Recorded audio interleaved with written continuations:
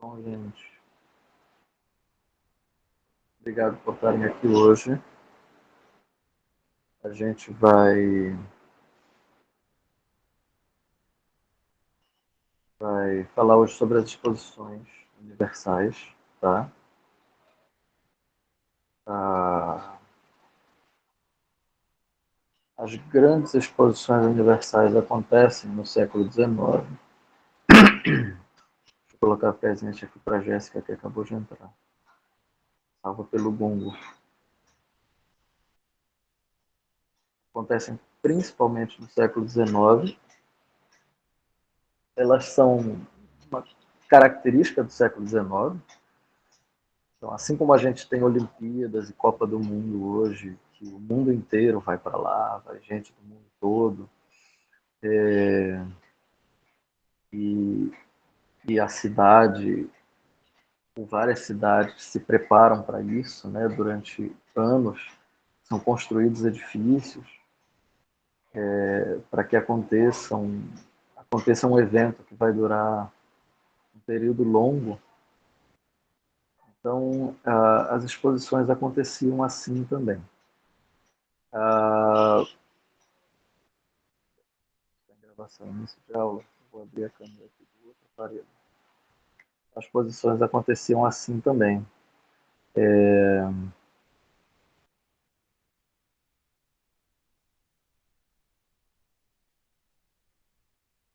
A Ana tá pedindo para entrar, mas não apareceu para mim. Pede para ela, não sei, tentar de novo.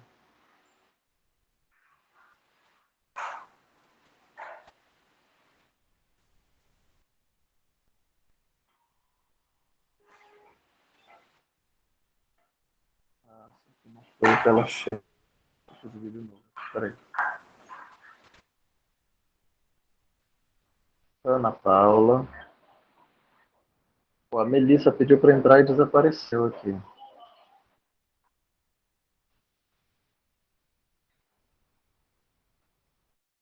colocar aqui embaixo. Apareceu de novo. Para Melissa.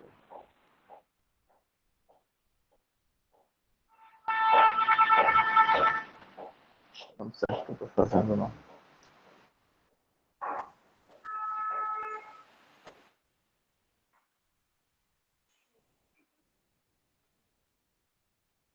Muito bem. Agora está a apresentação certa. Você estava no link normal da aula, né, Ana Paula? Foi isso mesmo. Aí eu tava me confundindo, depois eu vi que era outro link. Tudo bem. Entrou agora Ana Paula e Melissa. Ana Paula, Melissa. Presentes as duas.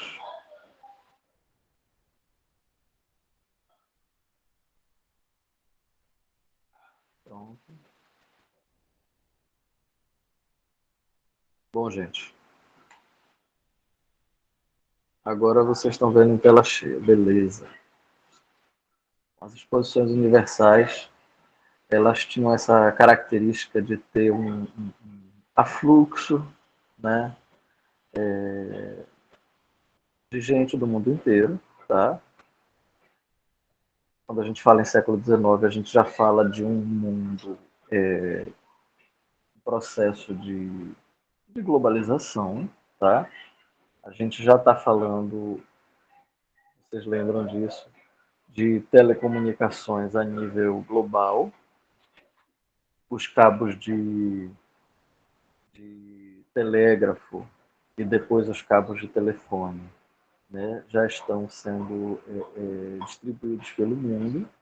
Já existe o sinal de rádio e depois de um momento vai existir o sinal de televisão. Mas no século XIX ainda não existe sinal de televisão. É, as exposições universais elas vão ser o grande local de experimentação, de encontro, de apresentação da população mundial dos grandes inventos da vida moderna, né? Então, a modernidade, que se chama de modernidade, e essa grande expectativa que é gerada sobre a indústria, sobre o processo de industrialização, ela está associada com o acontecimento das grandes exposições. Tá? Elas têm início na década de 1850. A primeira grande exposição acontece em Londres e elas vão mais ou menos até a Primeira Guerra Mundial, que é quando acontece um declínio natural, né, das grandes exposições. E aí passa-se a não ter grandes eventos mundiais por um bom tempo, até que eles voltem a acontecer. Bom, acerca da modernidade, eu quero revisar o que a gente trabalhou algumas aulas atrás. Opa, cadê meus tópicos? Cadê meus tópicos? Sumiram. Ai, ai, ai. Aqui no slide pequenino eles aparecem, mas na apresentação não. Espera aí, deixa eu jogar tudo para PDF. Olha só, desapareceram da apresentação.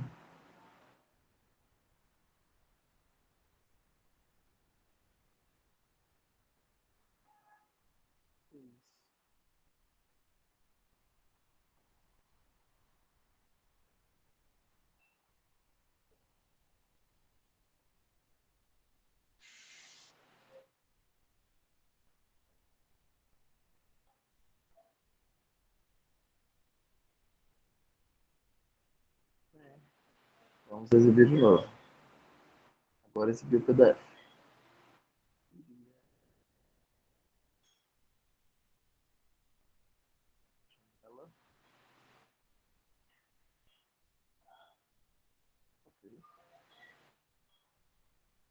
Esperando aparecer para vocês.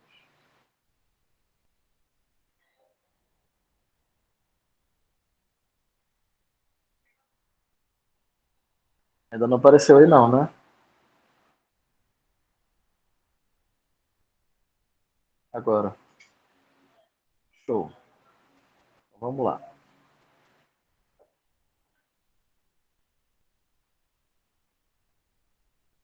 Pronto. O que a gente chama de modernidade tem início no século XIX, tá? Meados do século XIX, mais ou menos concomitante com a Revolução Industrial.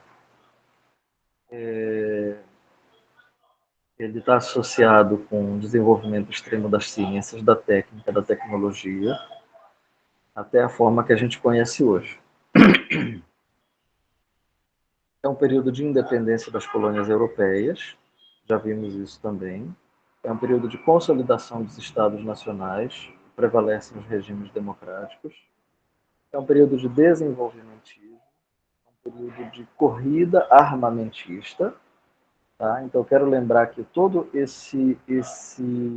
essa fascinação que se tem pela máquina, toda essa fascinação que se tem pelo ferro, pela, pelo futuro, ela está correndo junto com uma corrida armamentista. Tá? Os estados eles estão se armando. Então, está acontecendo aqui, pelo menos os três grandes estados que vão representar as exposições universais, eles são Inglaterra, França e Estados Unidos. Inglaterra e França são os primeiros, né? Estados Unidos um pouco menos, mas os Estados Unidos vão aparecer também. Os outros países europeus, como a Áustria, daqui a pouco eu vou mostrar uma lista para vocês, eles também vão aparecer. nas exposições universais, também vão sediar as grandes exposições. Eles acabam também participando dessa corrida armamentista e que vai acabar culminando na Primeira Guerra Mundial. Tá? Quando eclode a Primeira Guerra Mundial, esses países estão prontos para entrar em guerra, porque acaba que todo esse espírito de modernidade, toda essa expectativa pelo novo, todo esse desenvolvimento das máquinas, leva os países a estarem também prontos para a guerra.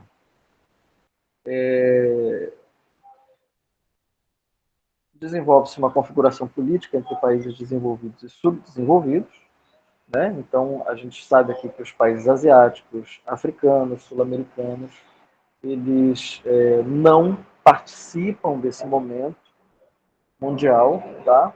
Eles não participam desse momento de desenvolvimento industrial, armamentista. Os países que conseguem comprar isso depois, eles vão comprar, tá? Eles vão adquirir esse processo de industrialização depois de uma outra forma, como é o que acontecerá mais ou menos com o Brasil. Período de propriedade privada, de desenvolvimento acelerado da propriedade privada, de consolidação dos territórios e das fronteiras. E pela primeira vez a cultura assume uma amplitude mundial. E aí isso se confirma pelo alcance que tem as mídias, pelo alcance que as artes têm e também pelo alcance que as guerras terão. Tá? O período de ápice do desenvolvimento do pensamento descendente do humanismo e do iluminismo. Tá? Então, quem foi meu aluno em Tal 2 está ligado no humanismo e no iluminismo. O homem definitivamente está no centro da questão e Deus está completamente fora de questão. Tá? Então, é um período de desenvolvimento do ateísmo na filosofia, principalmente na filosofia alemã. É quando desenvolve-se o neoliberalismo, tá? A partir das experiências liberais de Adam Smith, por exemplo. Isso foi assunto de uma das nossas primeiras aulas da disciplina. Tá? É um período também de desenvolvimento do totalitarismo, por um lado, do socialismo, por outro lado, tá? Que são duas experiências de governo diferentes, uma centralizadora, outra que é o socialismo, que é uma experiência descentralizadora, mas que são duas experiências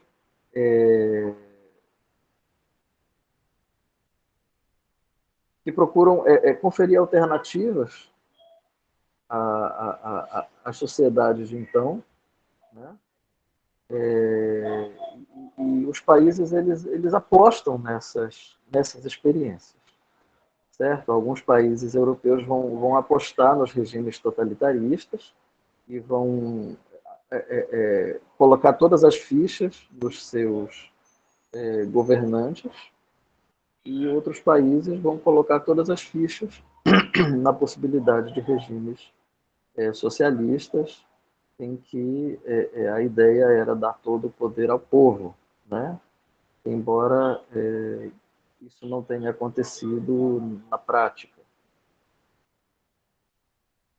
Bom, é o período de redenção do indivíduo, se chama de redenção do indivíduo na filosofia, nas ciências sociais, que é um período em que o homem, então já que a gente fala que o homem está definitivamente no centro da questão e Deus está fora de questão, tá?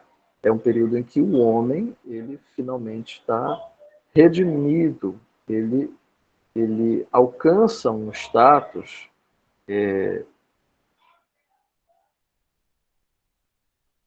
dentro da ciência de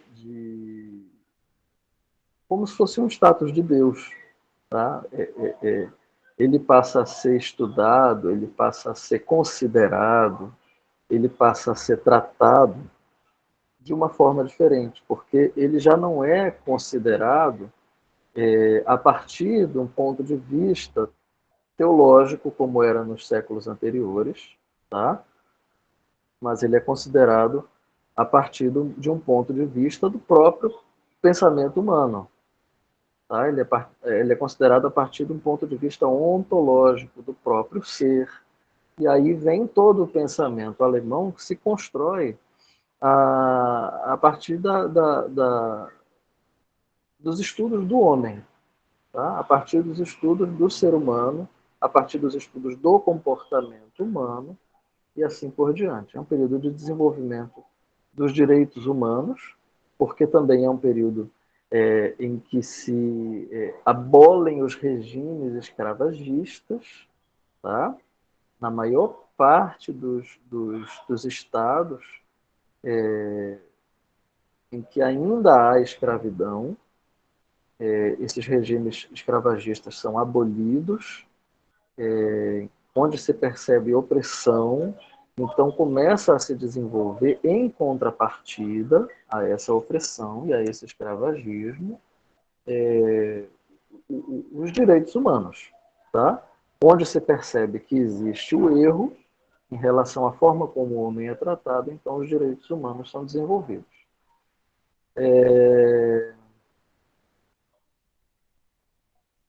E aí coexistem pela primeira vez, sei que meu pai estava ali, coexistem pela primeira vez na história diversas tendências de pensamento ao invés de apenas uma ou duas, tá? As tendências artísticas contemporâneas, elas desenvolvem várias faces de um mesmo espírito técnico, utópico e realista, tá? Então a gente estudou aqui ao longo da disciplina que essa virada do final do século XIX para o XX, nessa virada do século XIX para o XX, a gente não tem mais uma estabilidade no mundo artístico como a gente tinha nos séculos anteriores, tá? Em que a gente tinha uma, uma norma acadêmica, tá? E que o mundo artístico seguia aquela norma, acompanhava aquela norma, e todo mundo passava 50, 70, 80, 100 anos desenvolvendo aquela norma, até que havia um cansaço daquilo, e novos artistas começavam a modificar e trabalhar coisas novas. O que acontece no final do século XIX? Acontece uma modificação disso aí, tá? A modernidade, essa expectativa de futuro, essa expectativa de futuro trazida pela máquina, tá? Trazida pelo ferro, pelo vidro, é tanto material novo, é tanta possibilidade nova, que a arte ela também se multiplica bastante nas tendências, nas correntes de vanguarda que a gente estudou aqui. Então, é um período de convivência de extremos, de diferentes, tá? O racional e o emocional convivem, a essência e a existência, a religião e o deísmo, o ateísmo e o sincretismo, o fundamentalismo e o agnosticismo podem conviver também, tá? Então, todo esse universo é o que permeia o mundo de final do século XIX, em que vai se desenvolver o que a gente chama de modernidade, tá? E é nesse mundo que se desenvolvem as grandes exposições universais. Bom, as grandes exposições universais, elas são um fenômeno urbano, elas são um fenômeno arquitetônico, elas são um fenômeno cultural, elas são um fenômeno social, tá?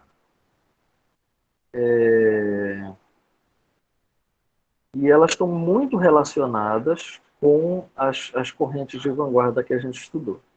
Vocês vão perceber muito isso aqui. Eu não trouxe antes as exposições universais porque, primeiro, eu não vejo relação direta entre as exposições e uma das correntes. Tá? Não dá para dizer, olha, as exposições elas são uma expressão do ecletismo. Bom, a exposição de Paris em 1900 é uma expressão do ecletismo. Mas e as outras, né? Na verdade, cada exposição ela é uma expressão do seu tempo e do seu lugar. Cada exposição universal ela acontece em um país, em uma cidade, e ela é organizada por esse país, ela é organizada por essa cidade, por esse município. Então, ela é organizada para colocar em exposição para o mundo. Então, vinham pessoas do mundo inteiro, principalmente o mundo europeu, mas vinham pessoas do mundo inteiro para ver a França, para ver a Inglaterra de 1850, tá? Para ver a Paris de 1889, para ver a Paris de 1900. Então,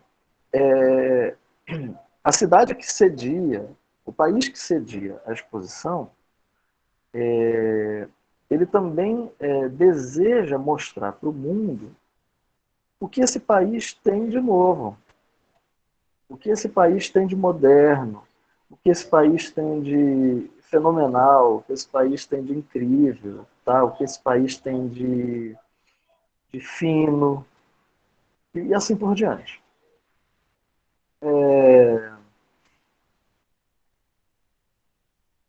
essa, essa, essa conexão,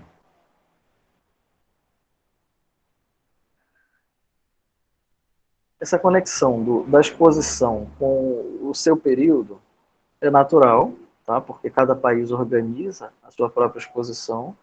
Porém, os outros países também fazem parte da exposição. De que forma? Dentro de uma exposição, não existe só espaço para o próprio país apresentar as suas riquezas, etc. Dentro de cada exposição, são organizados ambientes, espaços ou edifícios, blocos, pavilhões, palácios, tá? Dependendo do porte da exposição, etc., para que os outros países apresentem as suas exposições também. Então, vocês vão ver que na exposição de Londres, 1851, que é a primeira grande exposição universal, tudo acontece dentro do Palácio de Cristal.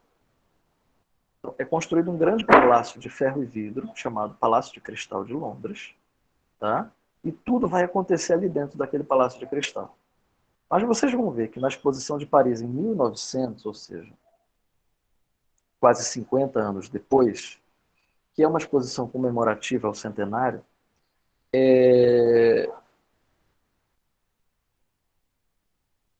já não vai acontecer da mesma forma. Tá? A cidade de Paris vai construir um percurso. Tá? E eu mostro numa vista aérea de Paris em 1900, um pouco desse percurso, dos pavilhões que são construídos ao longo do rio, ao longo do caminhar até a Torre Eiffel, que é construída para a exposição. Tá? Então, nesse percurso, ao longo desse percurso, estão os edifícios que cediam às exposições dos outros países. Tá? Então, essa ideia de onde cada país está fazendo a sua própria exposição, ela vai se expandindo. Então, por que eu não trouxe essa aula antes? Porque ela, apesar de ser uma aula que mostra a cultura urbana do século XIX e que mostra bastante da arquitetura também do século XIX, ela é uma aula que, se desse tempo, eu daria. Se não desse tempo, eu poderia tirar. Tá? Como deu, beleza, eu trouxe para vocês. Porque ela acaba funcionando como uma aula complementar, uma aula suplementar. Ela traz uma série de curiosidades sobre esse período, tá? Essas curiosidades, elas são importantes, esses complementos são importantes, são fundamentais, mas eu realmente achei que a gente não ia ter tempo de desenvolver isso neste semestre letivo, tá? Bom, essa ideia de dinamismo, e eu não sei se vocês lembram da palavra dinamismo quando a gente estudou o futurismo italiano, aparece muito. A combinação entre o ferro e o vidro assume essa expressão de dinamismo, que é uma associação a esse novo universo utilitário, tá? Essa noção de dinamismo quer dizer velocidade, quer dizer futuro, é toda uma expectativa pelo futuro e pela modernidade. Eu não sei se vocês se lembram também que a Semana de Arte Moderna no Brasil, ela ia se chamar de Semana Futurista, né, de 1922. Então, é legal a gente lembrar nesse momento que esses termos eles estão muito ligados. Futuro, modernidade, dinamismo. De alguma forma,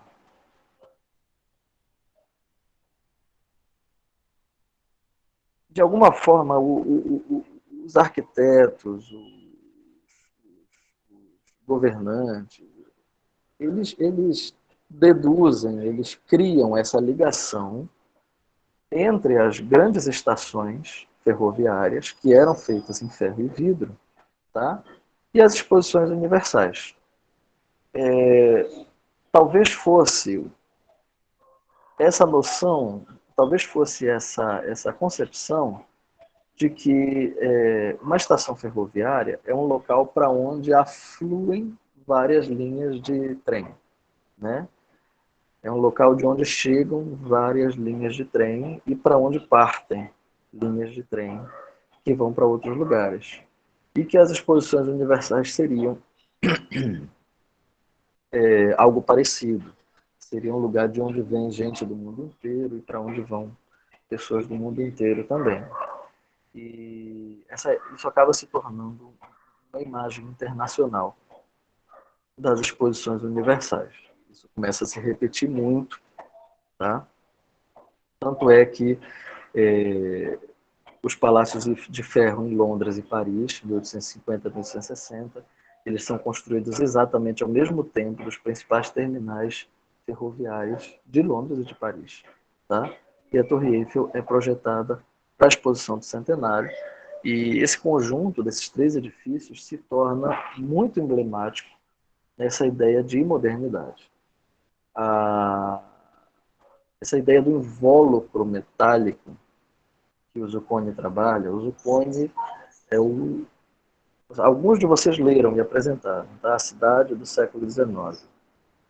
O Zucconi trabalha essa ideia de invólucro metálico. Estar dentro de um edifício ou estar numa cidade e estar cercado por um invólucro metálico é estar dentro do futuro. É estar cercado pela modernidade. Materiais construtivos muito usados na arquitetura das grandes exposições. Ferro, vidro, madeira, gesso e papel machê. Mas, professor, por que gesso e papel machê? Porque as construções eram feitas para serem demolidas ou desmontadas. Tá? A maior parte das edificações, das exposições universais, eram temporárias. É sério, gente. É a mesma coisa que a gente olha para os edifícios, para os estádios que são construídos para a Copa do Mundo e Olimpíadas. E quando dizem, olha, isso aí vai ser construído, e quando acabar as Olimpíadas ele vai ser demolido porque no local vai ser construído outra coisa. E a gente fica, cara, mas isso tudo vai ser demolido? Tá? Nas grandes exposições universais, a maioria dos edifícios também era construído para ser demolido.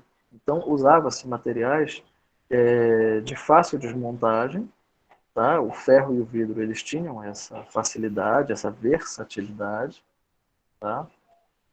E o gesso e o papel machê, eles compunham bem essa qualidade, né? Então, usava-se dificilmente pedra, alvenaria, etc. Mas tinha exceções. Por que tinha exceções? Em exposições, por exemplo, feitas em países como Áustria, como a exposição de... Aqui, ó, trazendo para vocês a página das exposições que aconteceram até 1900, a exposição que acontece em Viena, na Áustria, em Porto, Portugal, em Bruxelas, na Bélgica, tá? Esses países querem apresentar o que eles têm de nacional. E na hora que eles querem apresentar o que tem de nacional, eles vão apresentar arquitetura medieval. Então, às vezes serão feitas construções em pedra, e outras vezes vão ser usados burgos medievais, palácios que já existem, tá? E que vão compor, vão fazer parte do percurso da exposição. Então, esses edifícios, logicamente, não serão demolidos, não serão desmontados após a exposição. Eles compõem exceções. Tá? Deixa eu voltar aqui. A cidade, então, ela é modelada nessa ideia de progresso técnico. Então, as cidades que cediam as exposições universais, principalmente as cidades que cediam as exposições mais de uma vez, como é o caso de Londres e Paris, elas passam a serem pensadas, tá? A partir dessa ideia de progresso técnico, porque a cidade ela passa a refletir exatamente o caráter da exposição universal. Tá? O acontecimento dessas exposições muda o caráter das próprias cidades. Olha só, Paris, em 1878, só no verão de 1878, Paris recebe 16 milhões de visitantes. Somente aos domingos, Paris recebia 200 mil pessoas, tá? Visitantes, turistas. Isso em 1878. A gente está falando de 140 anos atrás, mais ou menos. Tá? Então, as exposições elas são organizadas como uma forma de aproveitar essas multidões sem medida que já afluem para as grandes cidades na segunda metade do século XIX. Então, o que a gente vai fazer com essa população? A gente precisa inventar eventos para poder canalizar esse afluxo de pessoas, tá? Então, e acaba que esses eventos vão, por consequência, mudar o perfil das cidades. Eles vão trazer benefícios para as cidades, e tudo isso é intencional, né? As exposições universais, elas também são lugares de experimentação tecnológica, experimentação de transportes públicos, por exemplo. O uso da ferrovia, o uso do monotrilho, alimentado por eletricidade, tá? É antecipado em algumas décadas. As pessoas vão experimentar pela primeira vez o que é andar num trem, o que é andar no metrô, dentro de uma exposição universal. As pessoas vão ver pela primeira vez o cinema dentro de uma exposição universal. O primeiro cinema é assim, tá? A pessoa está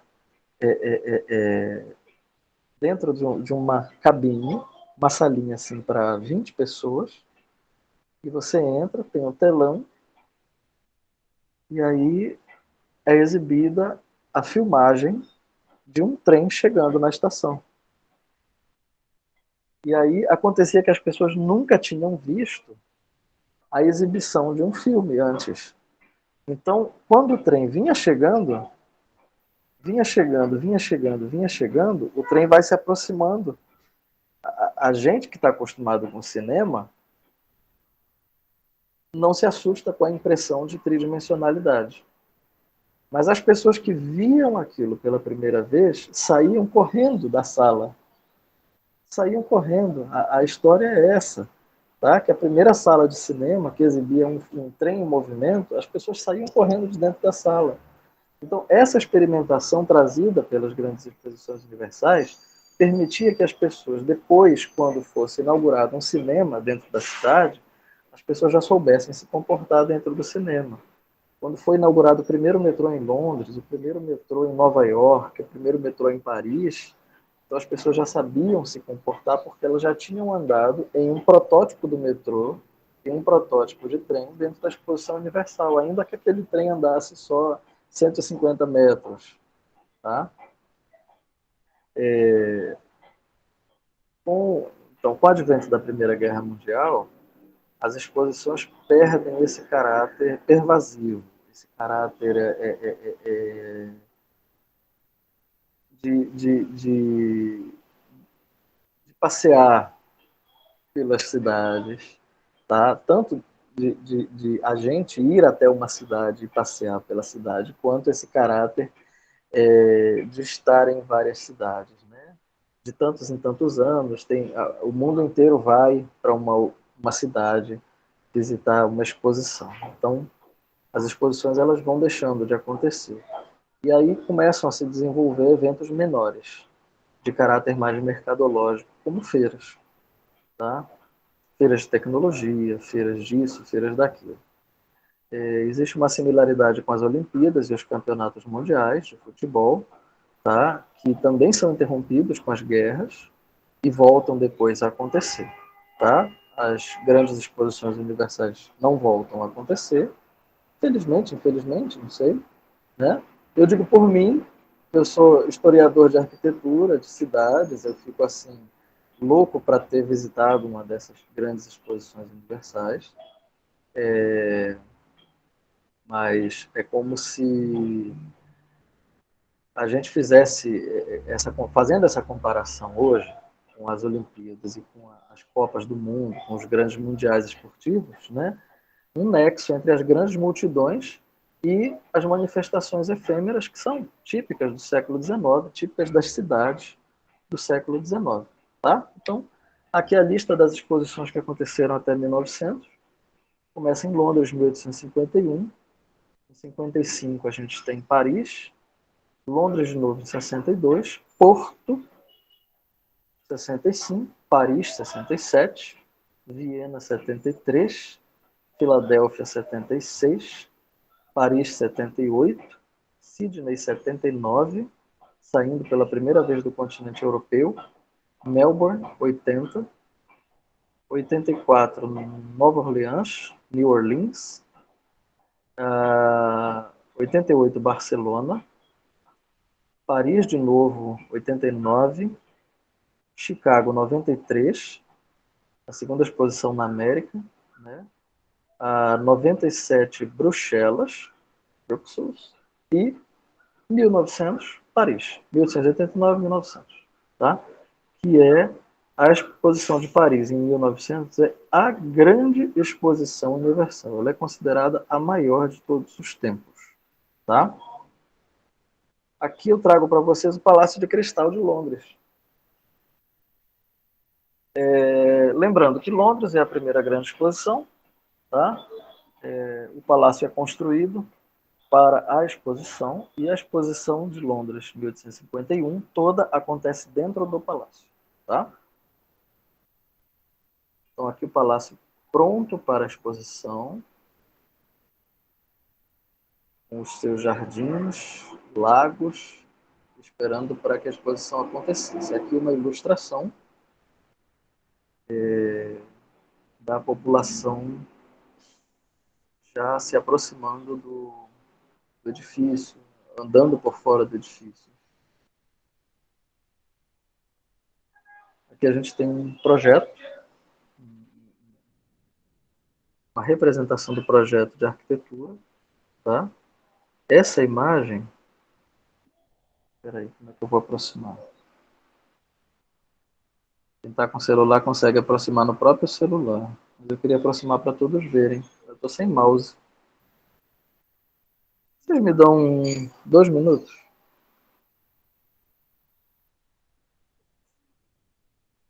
Como é que eu vou me aproximar aqui, filho? Com o mouse eu faço com os... Eu acho que quem não está com o computador não aproxima. Aproxima?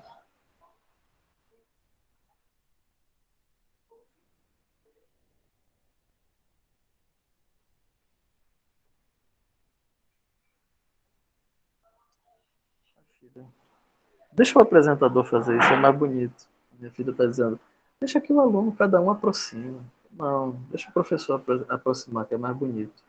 Eu vou pegar um mouse emprestado da minha mãe e já volto.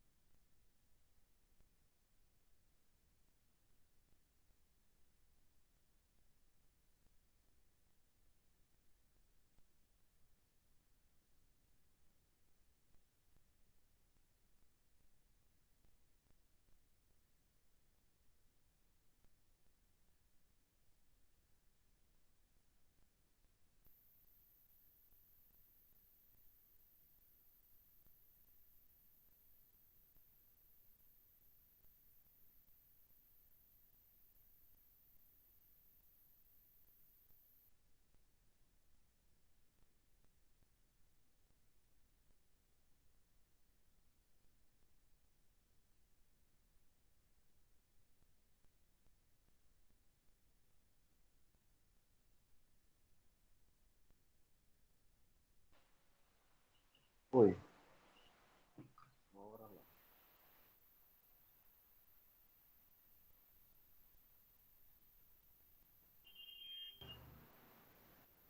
Então, olha só. Entrada. Entrada de carruagem. Ó. Essa é a rua de entrada de carruagem. Esse aqui é o Great Hall for Sculpture and Plastic Arts. Então, esse aqui é o grande hall para esculturas e artes plásticas. Aqui tem assentos, assentos, assentos.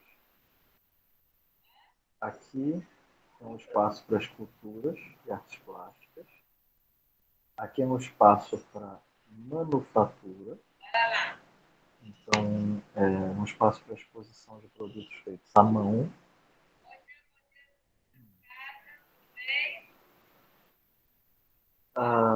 Aqui é um lugar chamado Refreshment Court,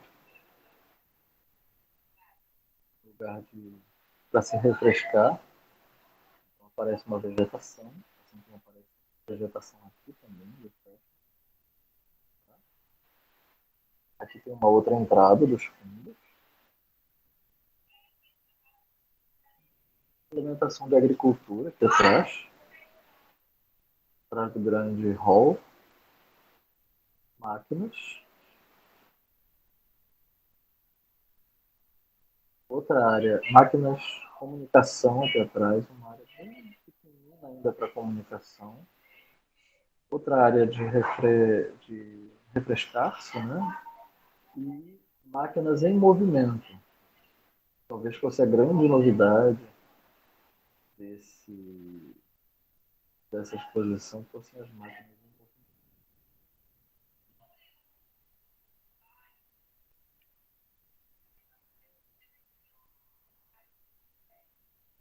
Edifício para grande exibição industrial para ser erigido no Hyde Park. Está o desenho. Ah, agora eu estou vendo que eu trouxe. Não é nem Palácio de Cristal. Esse é o edifício do Hyde Park. De qualquer forma, eu trouxe para vocês um outro edifício. Tá? Essa é a exposição industrial.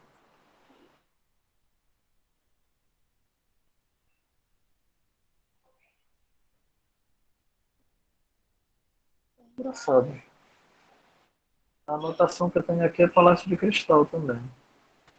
É o título da imagem. Está escrito aqui embaixo. Reference, Gardens, Ground Plan.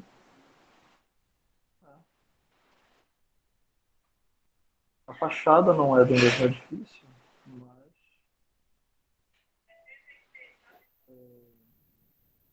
várias informações são compatíveis. Bom, as imagens do interior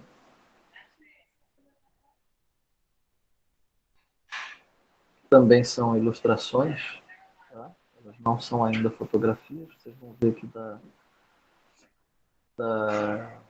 da exposição de Paris a gente já tem fotografias. Então, é uma novidade industrial. Fotografia. As imagens do interior mostram exatamente como é que é dividido o espaço da exposição.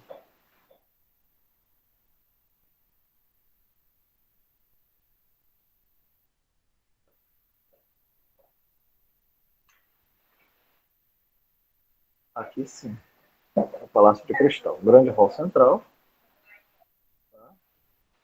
E cômodos individuais. Na realidade, como é a primeira grande exposição, né, a gente tem a impressão de um grande. Não parece para vocês uma grande feira de antiguidades?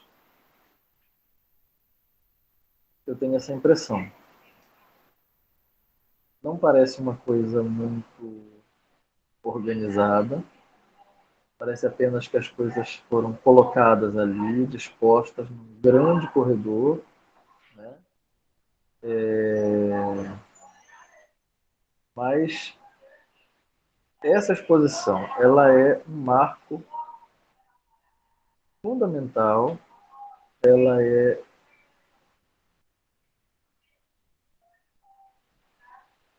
um marco sem tamanho para a história da cultura europeia do século XIX. Tem um outro exemplo do interior da exposição de Londres, 1851, mostrando a área de exposição de dinossauros. Eles faziam reconstituição de dinossauros e que alguns eram considerados foram considerados depois bastante estranhos para o que se conhece hoje sobre os pré-históricos. Tá? Aqui Paris 1860, essa é a Galeria das Máquinas de Paris. Tá?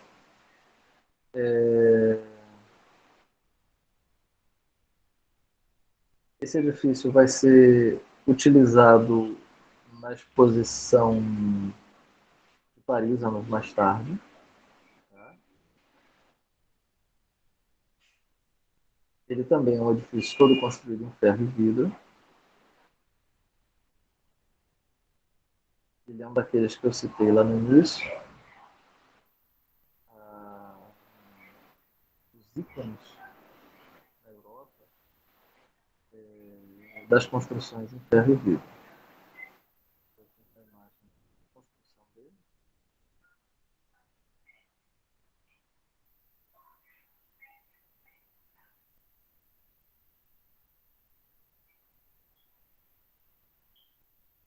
A imagem do interior.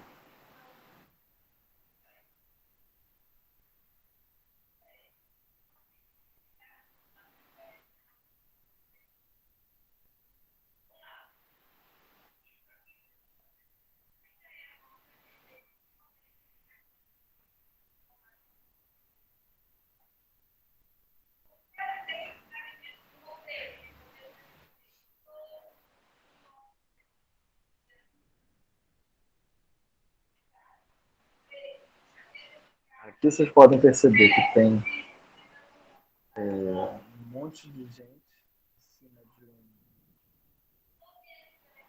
de uma sacada metálica, né, de um pavilhãozinho metálico.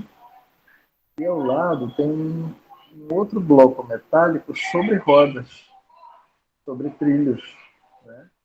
Então esse da direita ele é fixo, e o da esquerda é móvel.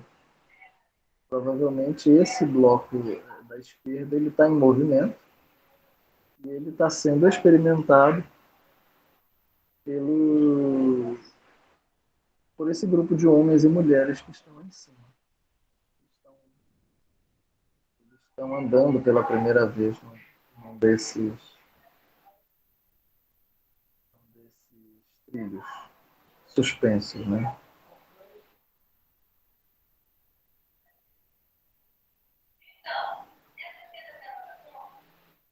Aqui em 1878, vocês conhecem muito bem essa estátua, tá? A Estátua da Liberdade de Nova York. Ela foi construída para a exposição de Paris do ano seguinte, 1879, e depois ela foi dada de presente aos Estados Unidos. Mas antes de ser dada de presente aos Estados Unidos, ela fez parte da exposição de Paris, em 1879.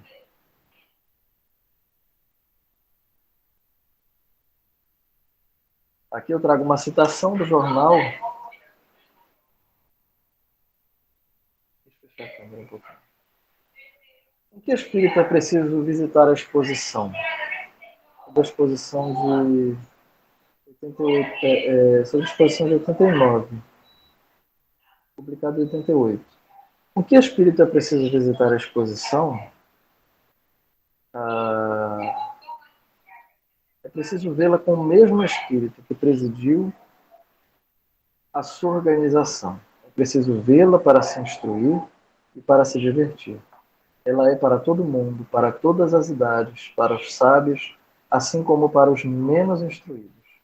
Uma incomparável lição de coisas. O industrial aí encontra os modelos dos quais ele saberá aproveitar. O simples passante aí toma uma ideia geral e suficiente das maravilhas, sempre em progresso da indústria moderna. Pode aí encontrar o caminho da fortuna pelos estudos dos processos aperfeiçoados de fabricação. Outro aí encontra, com os objetos usuais colocados sob seus olhos, a satisfação econômica do seu gosto.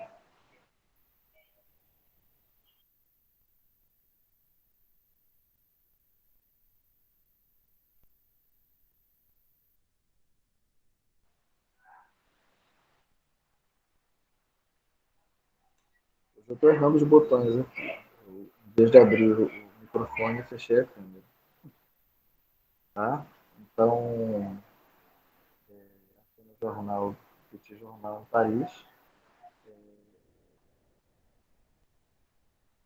a gente, olha só, já tem uma experiência de quase 30 anos, 40 anos de exposições na Europa, né? E esse guia defende que qualquer pessoa deve visitar a exposição, que não é preciso a instrução importa a idade que você tem, qualquer um deve visitar a exposição, porque ela é instrutiva, ela é importante, ela é fundamental para qualquer pessoa. Aqui a gente tem, eu trago duas imagens de Paris, em 1900, tá? Não sei se vocês percebem, lá depois da torre, um pequeno balão. Dá para ver, escurinho. Balão, movimento, tá? Esse período do ecletismo, ele já é o período de experimentação de balões. Ele é o período em que é criada a dirigibilidade aérea. Eu não sei se vocês sabem, mas a dirigibilidade aérea é inventada por um brasileiro chamado Júlio César. Júlio César de quê, meu filho? Você sabe? Ele é amazônico, inclusive, um paraense. O dirigível aéreo é inventado por um brasileiro, por um paraense. Júlio César de alguma coisa. É o nome do aeroporto de Belém. O nome do aeroporto internacional de Belém. Ah, você vai pesquisar isso agora? Ah, tá. Tá? Aqui uma outra imagem da Deve exposição. ser Júlio César, professor. Aeroporto Júlio César, não é isso? É Júlio César, mas eu queria saber Júlio César de quê? Porque o Júlio César romano é o imperador. É o Júlio César paraense, ele é outro Júlio César. Não tem nada a ver. Por exemplo, tem uma avenida Júlio César aqui em Belém que não é o Júlio César romano, é o Júlio César inventor, paraense. E é o nome que foi dado recentemente ao aeroporto também. Aeroporto Internacional Júlio César de alguma coisa. Bom, essa imagem de Paris mostra a torre construída ali ao fundo, tá? Projetada por Eiffel para a exposição, e eu comentei numa outra aula em que eu falei sobre ecletismo que a torre seria desmontada no final da exposição. Ela seria mesmo desmontada, tá? Assim como todos os edifícios da exposição seriam desmontados. A torre, inclusive, por muita gente, foi considerada feia, foi considerada grotesca, tá? Ela não foi inicialmente tão aclamada quanto ela é nos dias de hoje. Ela não foi o ícone que ela é. Ela dividiu opiniões entre os europeus, tá? Mas ela foi mantida, justamente porque dividiu opiniões. Percebeu-se logo que ela poderia ser um ícone para a cidade, como marco da grande exposição de 1900. Vocês notam que existe um eixo de edifícios construídos ali, junto à torre, né? Vou aproximar. Nós temos uma imagem de pouca definição, mas quem estiver vendo no celular já está vendo bem melhor do que quem está vendo na tela do computador. Esse eixo de edifícios foram construídos todos para a exposição de 1900. Mas estes edifícios construídos aqui ao longo do rio também, tá? São edifícios de países, cada um é diferentezinho do outro. Eles têm, inclusive, características um pouco diferentes um do outro. Eu não tenho as imagens deles. E aqui a gente tem o Grande Palácio, que sobreviveu até hoje também, ele ainda existe, tá? Construído para a exposição. E o pequeno palácio, eu não sei identificar nessa foto qual é. Mas eu sei que o Grande Palácio e o Pequeno Palácio, que foram construídos para a exposição, eles ainda existem. Aqui tem outros pavilhões que foram construídos também e que não existem mais, que foram demolidos. Eu acho que o Pequeno Palácio é esse em frente, gente. Tá? E que ainda existe também. Então essa aqui foi o espaço delimitado, construído para a exposição da Paris em 1900. tenho um pequeno vídeo para mostrar para vocês. Eu só não sei se ele vai dar certo no meu computador. Porque desde que eu deixei de usar... acho que eu vou tentar logo no celular. Desde que eu deixei de usar placa de som, bom, quem foi meu aluno no semestre passado sabe que o meu computador não tem placa de som, não funciona. Então eu usava uma placa de som externa, USB. Esse semestre eu deixei de usar essa placa de som USB. Por isso que vocês me veem conectado com duas vezes na mesma conta. Uma vez com celular, outra vez com computador. Tá? Eu estou achando isso mais simples do que usar uma plaquinha de som USB. Porque aquela plaquinha de som chegou uma hora que começou a falhar, dava um som metálico, bugava. Aí eu tinha que parar a aula, mexer na placa, enfim. E usar assim o celular como eu estou usando agora, inclusive eu estou usando a imagem do celular, está me causando menos problema do que o que eu estava fazendo antes. Encerrei o PDF. Agora deixa eu ver onde é que está o YouTube, rapidinho.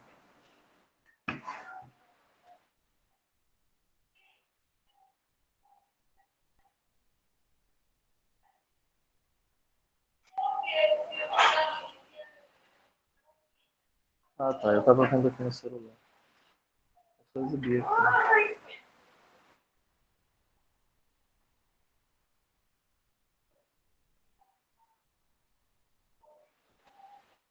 Ele é um filminho de uns 14 minutos.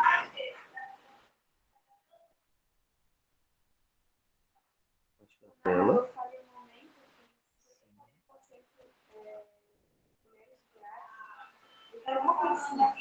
Ok.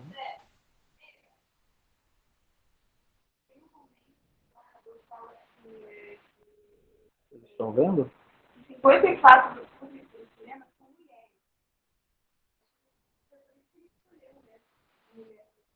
Vocês estão vendo, pessoal? Sim. Ok.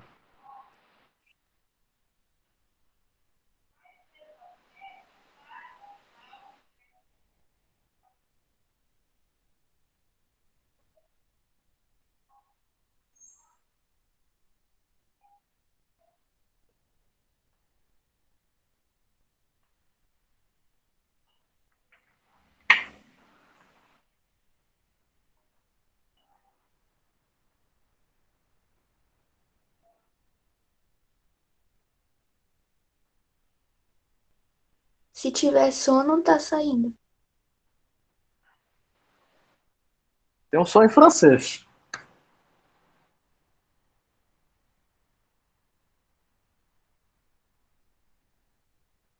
Espera aí.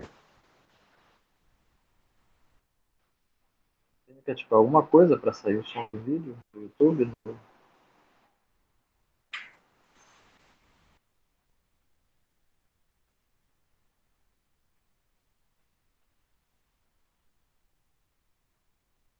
Estou achando aqui não.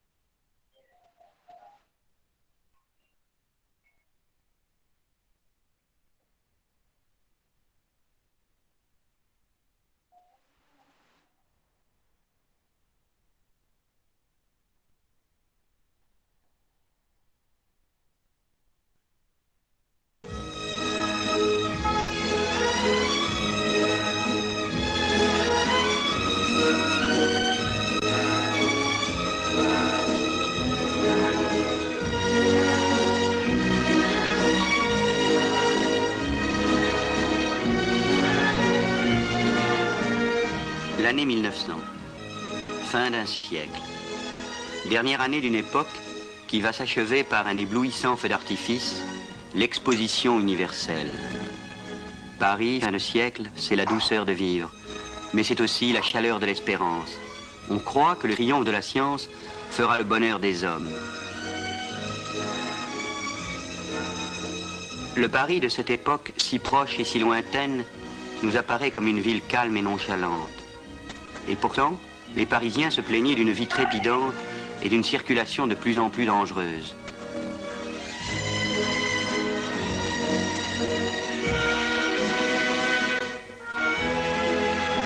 Le bois de Boulogne est encore l'endroit élégant où l'on vient faire de la bicyclette et du cheval.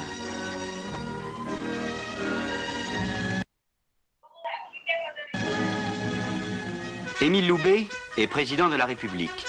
C'est un homme sans prestance, mais d'esprit fin, modeste et fier de ses origines paysannes. Février 1900.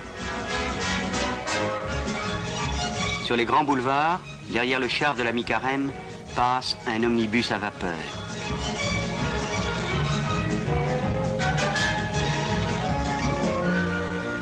La date d'ouverture approche. Sera-t-on prêt? On représente déjà l'exposition sous les traits d'une petite Parisienne qui s'excuse de n'être pas encore habillée. Pourtant, le 15 avril, le président Loubet, accompagné de M. Millerand, inaugure l'exposition.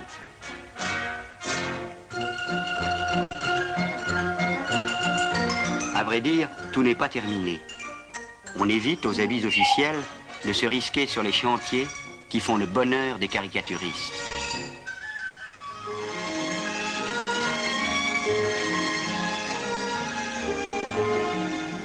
Depuis 5 ans, d'immenses travaux ont bouleversé les deux rives de la Seine, entre les Invalides et la Tour Eiffel. Une ville nouvelle, éphémère, se créait à l'intérieur de l'autre. Tout un quartier de Paris prenait l'aspect fabuleux d'un pays inconnu, dont la porte monumentale, du plus pur moderne style, se dressait près de la place de la Concorde.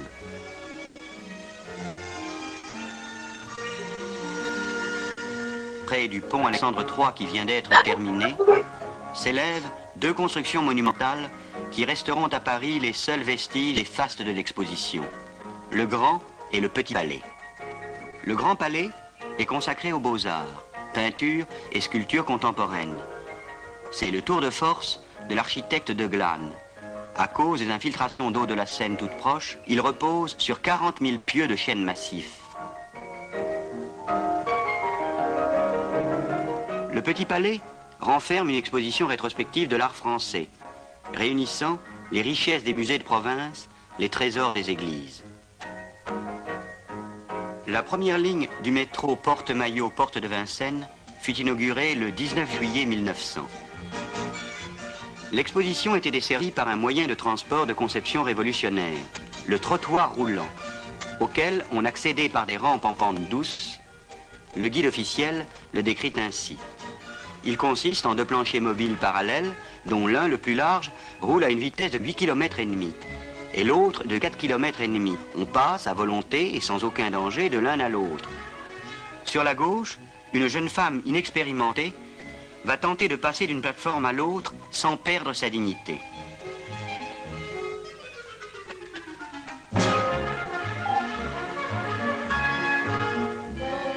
Le mouvement est continu, le tarif unique est de 50 centimes. Le trottoir roulant faisait un grand cercle au croisement de l'école militaire, reposant sur un viaduc en charpente de 7 mètres de hauteur.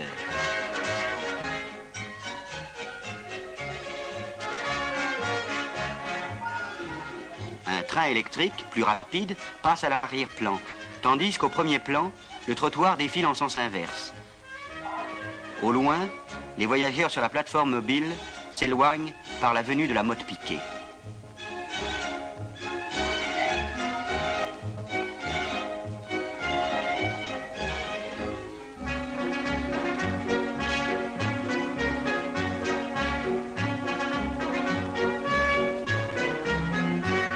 Arrivée à l'hôtel des Invalides, la plateforme passait devant une des portes principales de l'exposition donnant sur l'esplanade.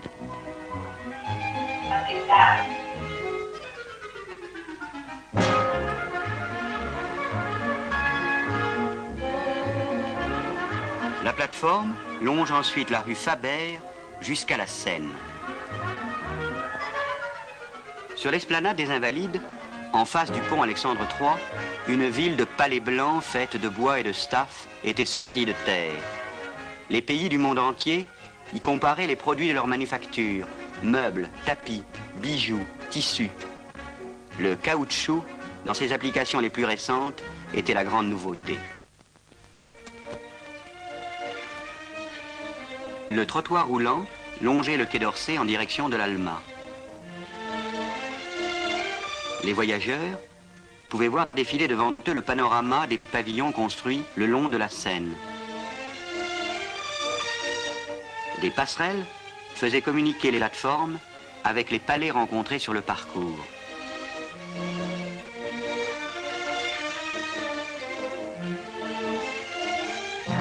Au fond, le trottoir roulant enjambe le quai.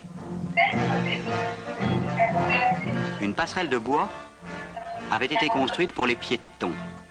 Elle permettait aux visiteurs de traverser la Seine sans sortir de l'exposition. Sur la rive gauche de la Seine, entre l'Alma et les Invalides, la succession des palais des puissances étrangères était appelée rue des Nations. La Suède érange des riques aux écailles de bois.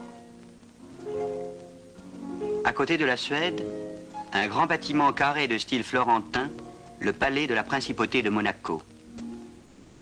Le pavillon de l'Espagne emprunte ses tours à l'Alcazar de Tolède.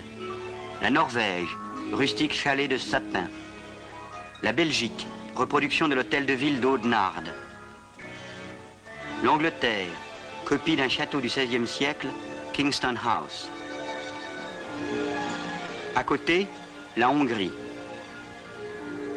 La Bosnie-Herzégovine, le pavillon d'Autriche de style baroque, le pavillon des États-Unis coiffé d'un dôme. Sur la rive opposée, à l'emplacement actuel du musée d'art moderne, s'élevait une reconstitution du vieux Paris, imaginée par M. Robida, célèbre pour ses romans d'anticipation.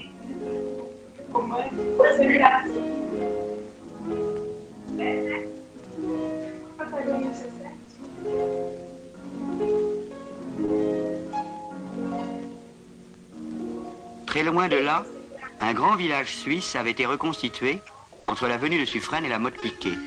On y trouvait des vallons, des cascades, des verts pâturages et des bois de sapin. Des divertissements folkloriques étaient donnés dans ce paysage enchanteur, recréé par le stuc et le ciment.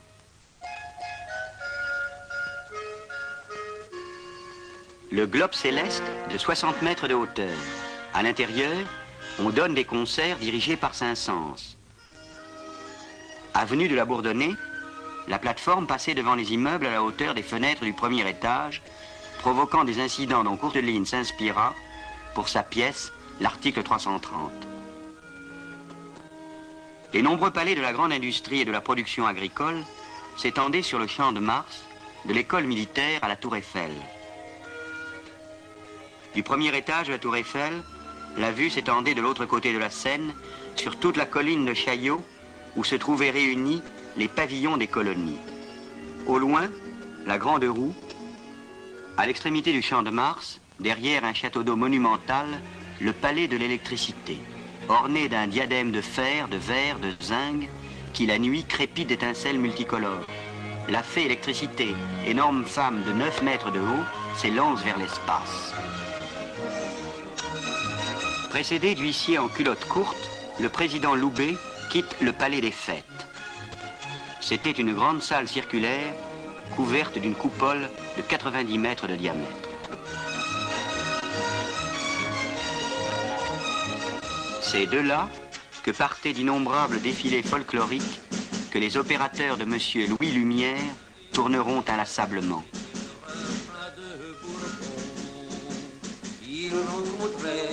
La fête du vin. Et trouvait toujours le vin bon. La femme est reine de toutes ces fêtes. Reine des fleurs, reine des parfums, reine des rêves qu'emportent les touristes, toujours dans le style de la vie parisienne. Mais que symbolise ce dernier cortège précédé d'un mythe?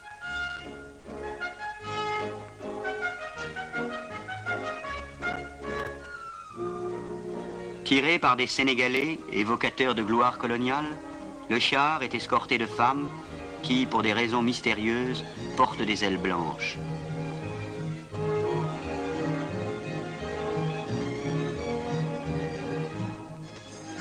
Des jardins, des parterres fleuris, des fontaines entouraient la tour Eiffel.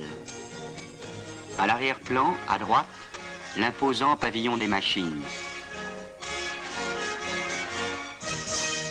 Au pied du Trocadéro étaient groupés les pavillons des colonies françaises et étrangères.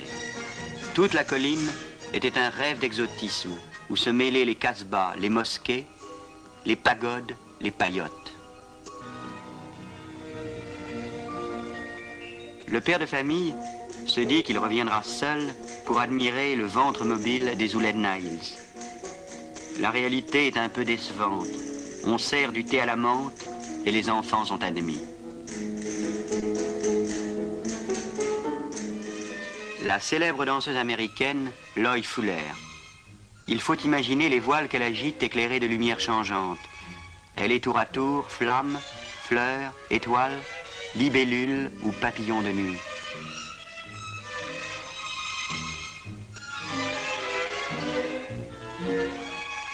Avec le cakewalk, les Parisiens découvrent la musique et les rythmes des nègres des États-Unis. Cette troupe célèbre, les Elks, champions d'Amérique, restera longtemps le clou du spectacle du cirque d'hiver.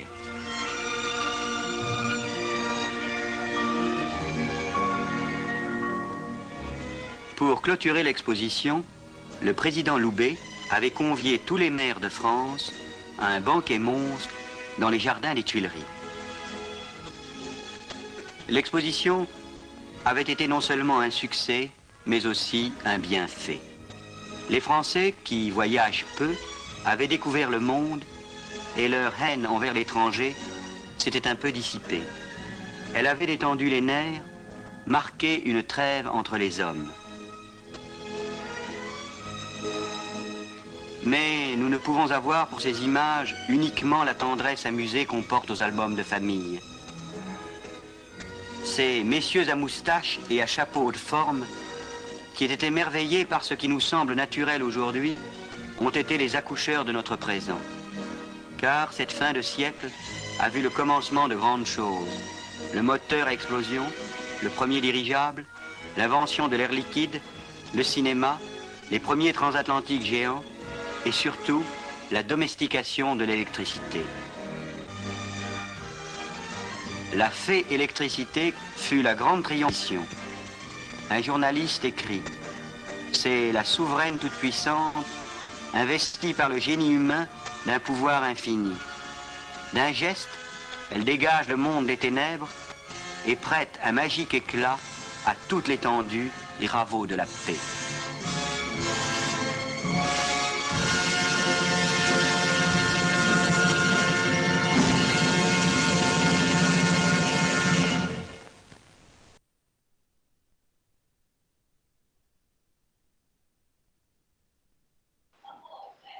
Vocês veem como o texto ainda é bastante positivista. Não sei se vocês percebem, né?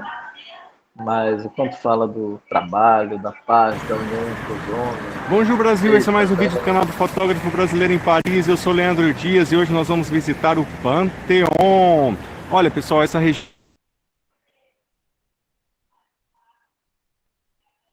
Então, gente, o jeito que fala da nação, do mundo, do trabalho, da união entre os homens, da paz, né?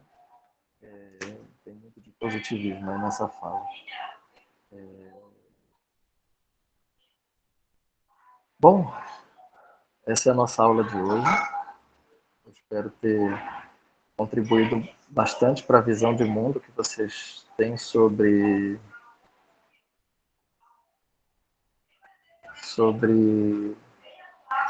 a Europa, fim de século, na Europa, meados do século XIX até fim de século.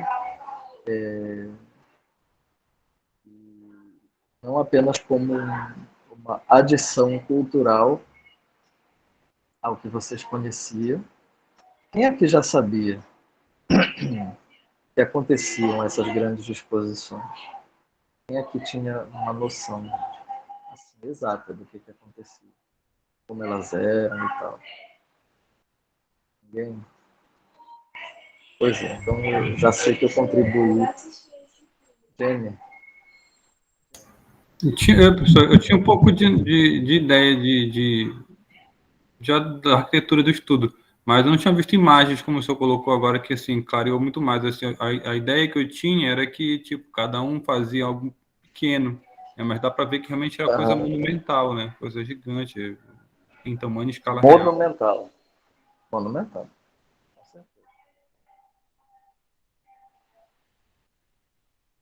Bom, a gente vai ficar por aqui hoje. A gente vai se encontrar de novo sexta, tá? Sexta-feira eu devo falar sobre Amazônia.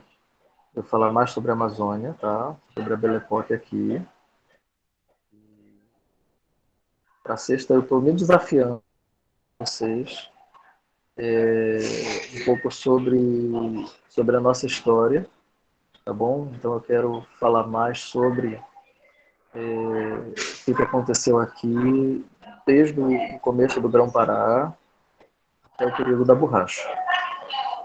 Eu acho que é também um adicional histórico-cultural necessário, não só para a nossa disciplina, mas porque a gente não costuma tratar disso nas nossas disciplinas, a gente não costuma falar sobre o Grão-Pará, sobre a história colonial amazônica no colégio, no ensino fundamental e médio. Então, eu vou tentar fazer um apanhado disso para sexta-feira. Na verdade, eu tenho material de várias palestras e aulas, um pouco espalhado, que eu vou precisar reunir e trazer aqui para vocês. Tá? Eu tenho material de estudo de mestrado, doutorado, eu tenho aulas, tenho palestras. Aí vou procurar reunir, juntar tudo, e eu vou ter que adicionar, porque eu tenho muita coisa falando sobre Belém. Então, eu vou ter que adicionar material sobre outras capitais, tá? Para poder eu ter um trabalho mais completo, mais panamazônico, pelo menos falando da Amazônia brasileira, tá? Para que seja mais representativo para a gente, para vocês também, tá bom? Então, sexta, 8 horas, tá bom? Sexta, gente, pelo menos pelo nosso planejamento, é a última aula. Eu acho que na semana que vem, sexta já não é mais semestre letivo, né?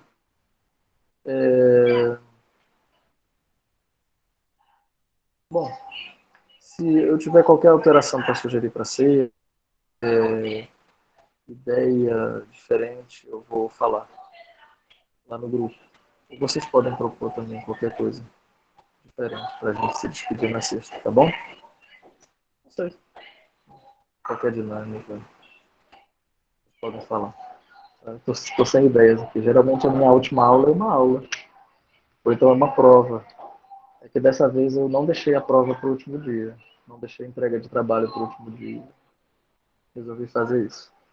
Resolvi fazer só aula mesmo. Tá? Então até sexta. A gente se fala lá. Tchau, tchau. Até sexta, professor. Tchau. Tchau, professor, até mais. Até. Tchau, professor.